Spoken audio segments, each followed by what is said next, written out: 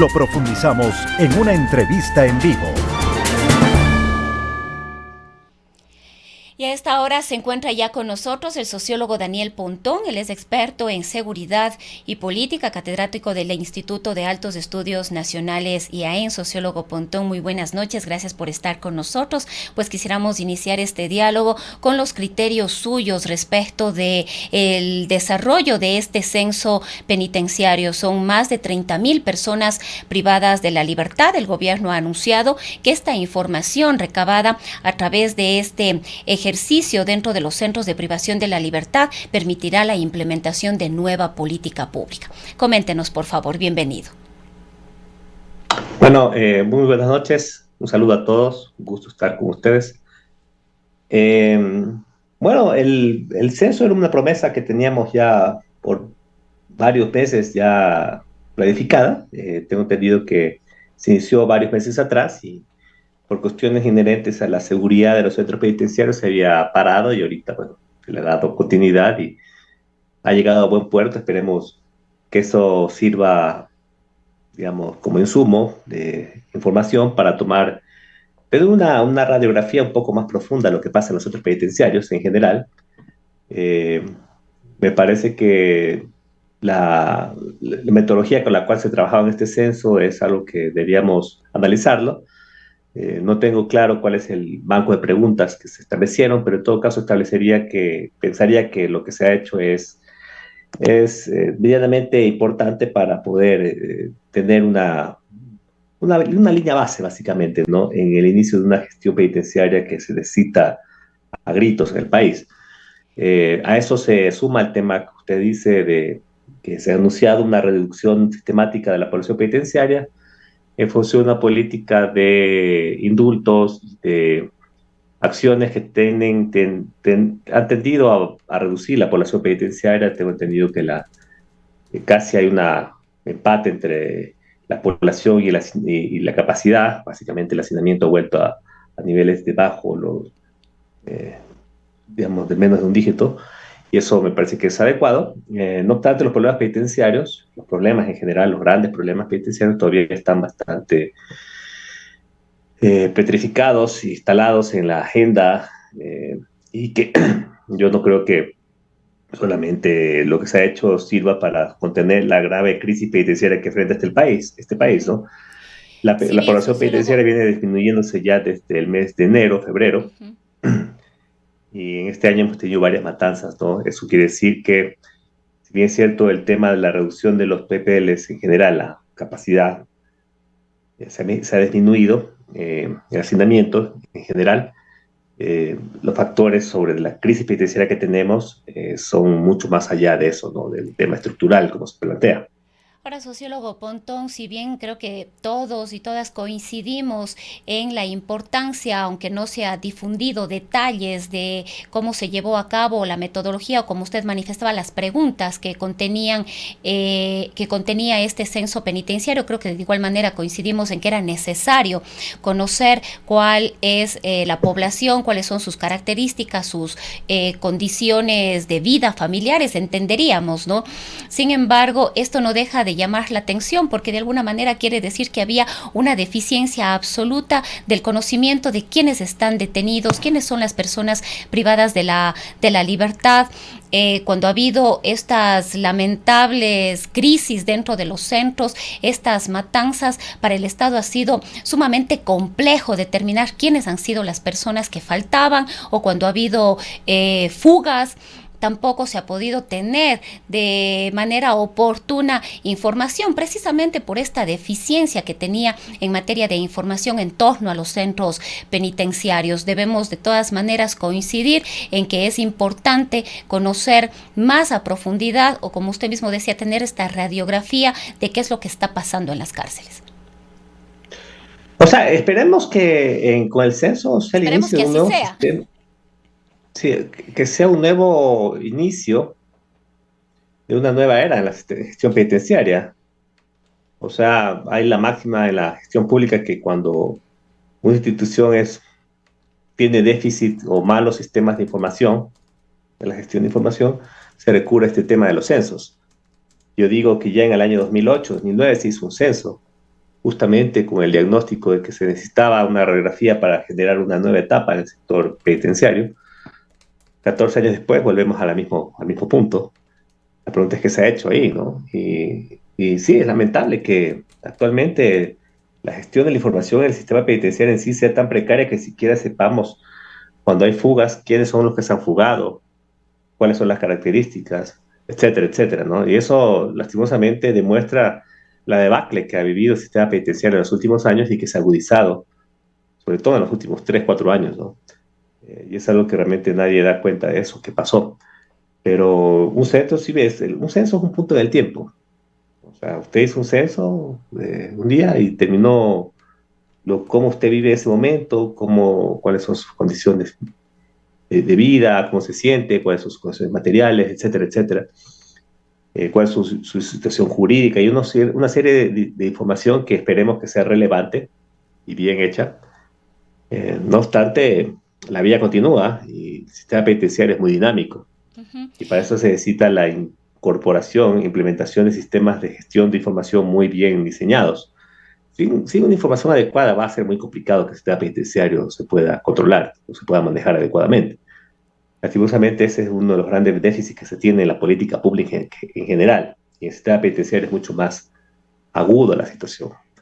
Entonces, Ahora, bueno, qué bueno que haya hecho el censo. Esperemos que eso sirva y ojalá muestren esos resultados rápido para ver qué está pasando, ¿no?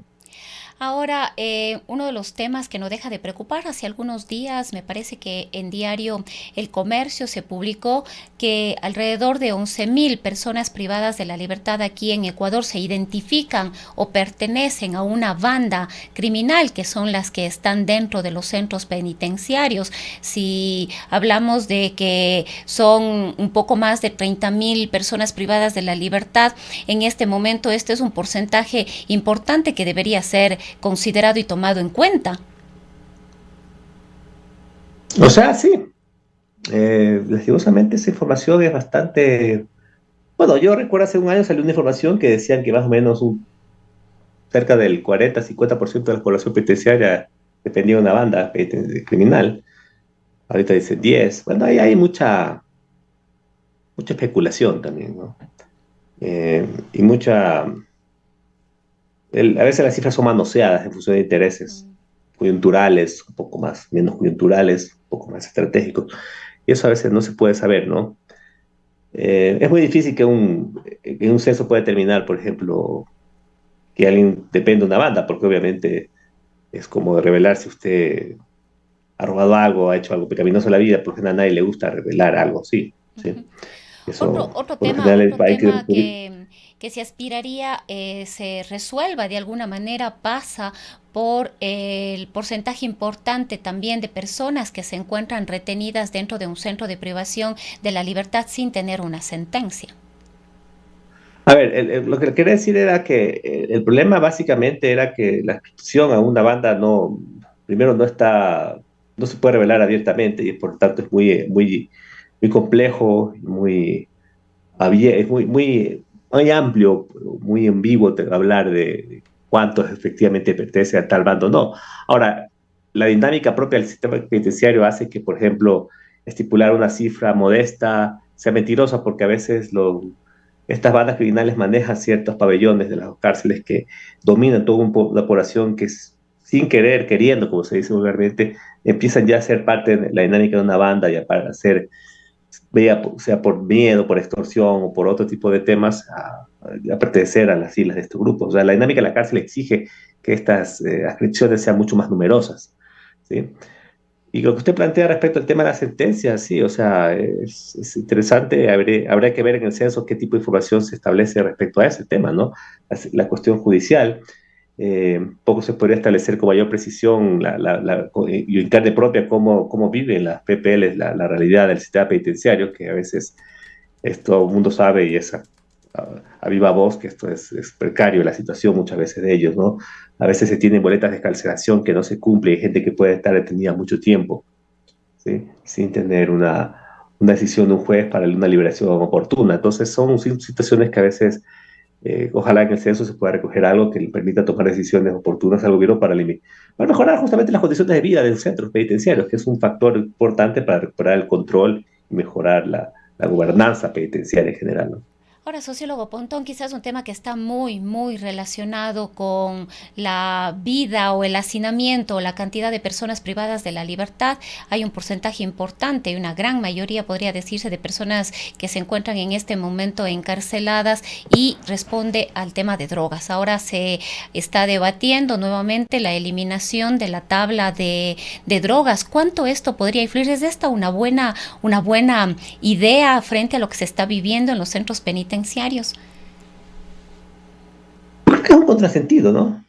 Seguramente la política de indultos que estableció el presidente el año pasado, a finales, no contemplaba los delitos de droga. Hablaba de delitos menores, pero no los delitos de droga.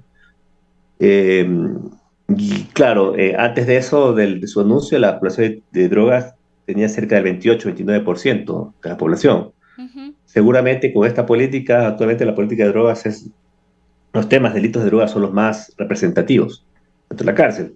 Posiblemente haya subido al 30-35%, si no es más.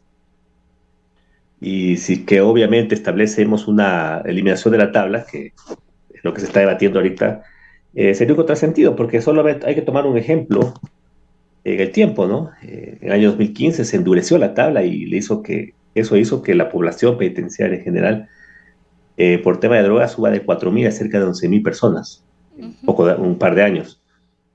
Se esperaría que con una eliminación de la tala, que ya es una medida mucho más extrema, esto tienda a ser mucho más fuerte la dureza del sistema penal contra los delitos de droga. Por lo tanto, va efectivamente a haber un aumento de gente que está apresada por delitos de drogas, y no solamente en el tema de detenciones, sino también en gente que empieza a cumplir penas más fuertes por cantidades menores de droga.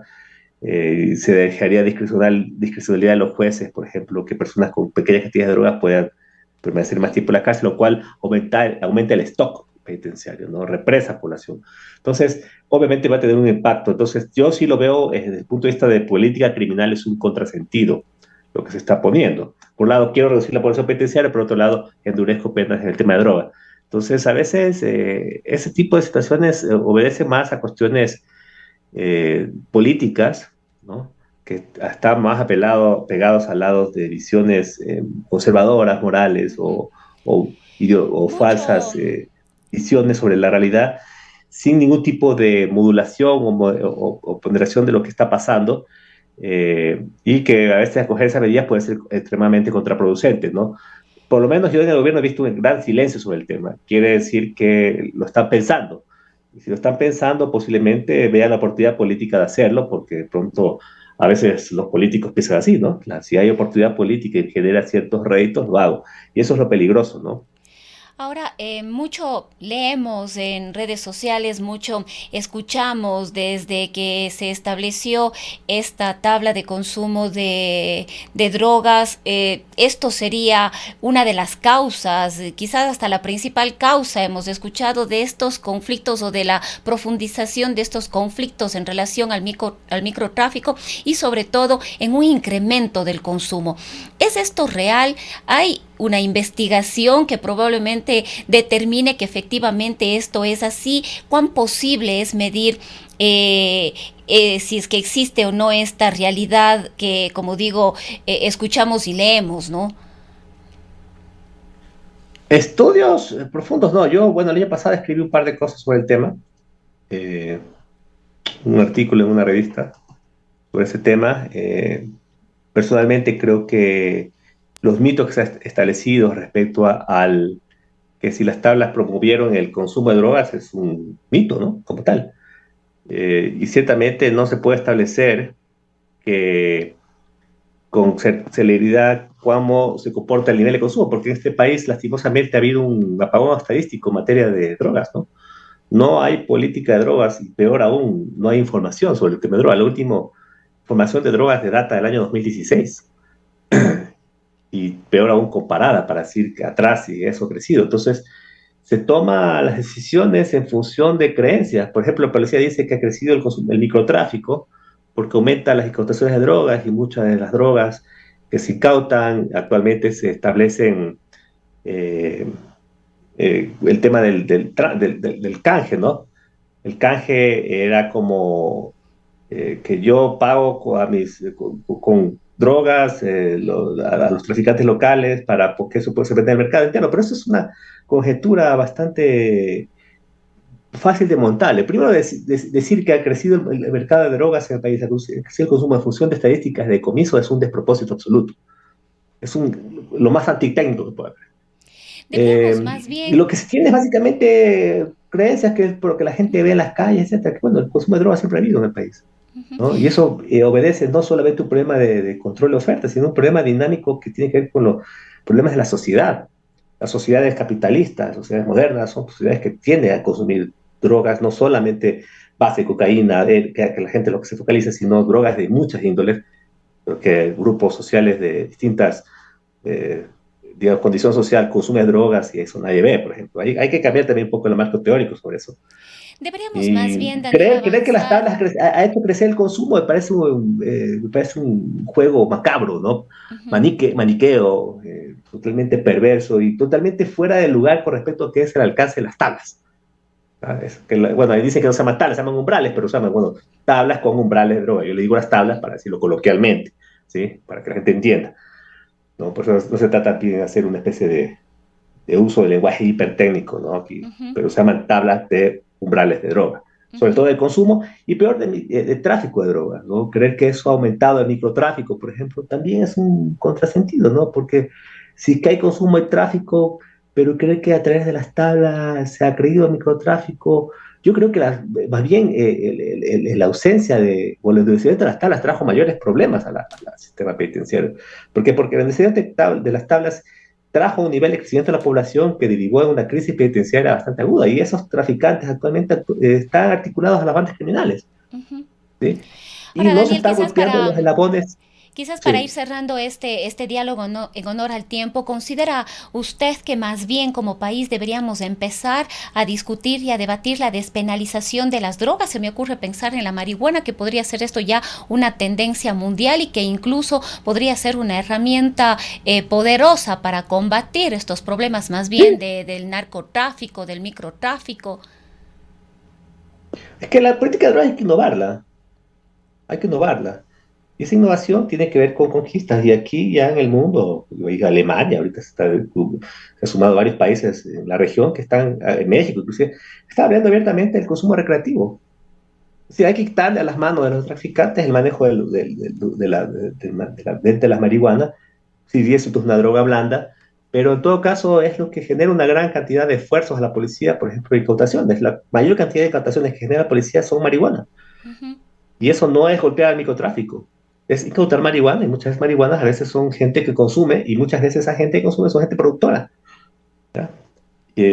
Aquí se ha tratado con gente que cultiva marihuana, sí, está haciendo algo ilegal, pero en todo caso hay una tendencia mundial que habla de que hay un uso recreativo y que la marihuana debe ser vista bajo otro tipo de parámetros, no con libre albedrío de que todo el mundo se drogue, por eso se trata de que todo el mundo empiece a drogarse, sino básicamente apelar mucho al concepto de la autorregulación, ¿no? Que es lo que se busca detrás de esto, ¿no? Consumo con moderación, ¿no? Consumo responsable, mejor calidad, que no esté en manos de bandas criminales, o sea, todo lo que se llaman estrategias de reducción de daños creo que nos hace falta desarrollar, pero no se puede pedir peras al horno, si no hay política de drogas, ¿cómo pensamos avanzar a ello? ¿Sí? En países como Colombia ya se empieza a debatir, por ejemplo, Ujú. ciertos usos de la planta de la hoja de coca para otro tipo de fines, que puede ser una estrategia adecuada inclusive para evitar que los cultivos de coca vayan a parar a manos de la industria criminal de la cocaína. Es decir, hay que ir avanzando en esos temas, ¿no? Pero lastimosamente aquí estamos atados en ciertas creencias ideológicas, populistas, que no nos hacen nada bien y generan mucho más problemas. Y gran parte de los problemas que tenemos actualmente en los temas penitenciarios, en los temas de la seguridad, vienen de ahí, ¿no? Bien, sociólogo Pontón, queremos agradecerle el haber compartido sus criterios esta noche con nosotros. Ha sido el sociólogo Daniel Pontón, él es catedrático del IAEN. Son las 19:45. Antena 1 Radio Video.